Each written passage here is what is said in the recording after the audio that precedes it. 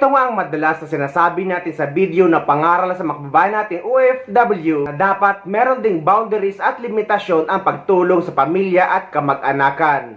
Dahil meron ka rin sariling buhay at sariling pangarap. Dahil sa Pilipinas may dalawang klase lang na pamilya. Pamilya na mabait at naiintindihan ng isang OFW at grateful sa binibigay ng isang OFW. Meron namang pamilya o pangalawang pamilya na mga ungrateful na kahit ibuhos mo ng buong buhay mo sa pagtatrabaho sa ibang bansa, ngunit hindi pa rin nila na-appreciate ang mga ginagawa mo at mga tulong mo sa kanila. Kumbaga, ATM na lang ang tingin nila sa iyo. Ito advice ko lang. Maraming nagigilty dito kapag ginagawa nila to eh.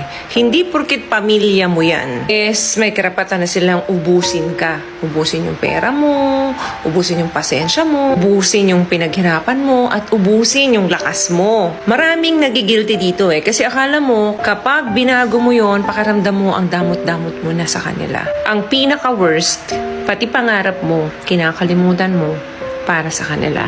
Tandaan mo, yung pagiging anak, yung pagiging kapatid, hindi po lisensya yan na maging punching bag ka nila habang buhay. Alam mo, maraming tao na talaga yung nasira dyan sa sariling pamilya.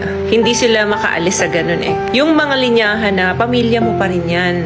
Yan yung sumisira ng pangarap mo. Hindi masamang tumulong, pero dapat may hangganan. Huwag na huwag mong kakalimutan ang sarili mo. Minsan kasi kahit ubos ka na, ikaw pa rin ang inaasahan. Ikaw naman, grind ka pa rin ng grind kahit na halos hindi mo na kaya. Ang gagawin mo, iintindihin mo na lang, magtiis at manahimik. Tapos pagka napuno ka, ikaw pa ang masama. Pero tandaan mo, hindi porket nanay mo, tatay mo, kapatid mo, kamag-anak mo tama na sila. Kasi kapag gaganon, sila yung magkakaroon ng kontrol sa buhay mo. Once na na-burn out ka sa pagod, syempre, sira ang peace of mind mo. May mga pamilya kasing sanay na ikaw yung takbuhan, ikaw ang laging sasalo, hindi pwedeng wala kang ambag. Ikaw yung palaging magpupuno ng mga bagay na yun. Ikaw yung palaging gagawa ng solusyon sa mga problemang yun. Habang inuuna mo sila, syempre, pangarap mo yung natitenga. Ang tanong, ilang taon ka na at ilang taon mo na yung ginagawa sa kanila? Asa na yung pangarap mo? Asa na yung direksyon mo?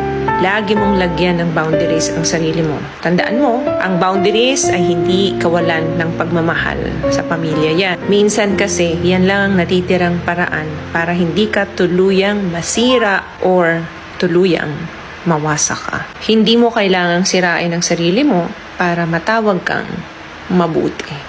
Kaya dapat guys sa isang pamilya, mapa-OFW man o nagtatrabaho sa Pilipinas ay dapat tulong-tulong para maiangat ang pamilya. Hindi lang isa ang dapat na asahan porket nagtatrabaho sa ibang bansa. At sa mga OFW naman, lagi kong pinapaalala na i-secure nyo ang inyong future. Tungkol naman sa pagsisecure sa ating future, eto guys ang ilang tips na natutunan ko at in-apply ko talaga sa aking buhay. Sa kakapanood ko ng financial literacy. Ilalagay ko sa description ng video na ito para matutunan nyo din at magkaroon kayo ng idea para pagdating ng panahon at pagretiro natin dahil hindi tayo habang buhay malakas at hindi tayo habang buhay ay isang OFW. Hindi tayo kawawa at hindi tayo pagpapapasapasahan ng ating pamilya.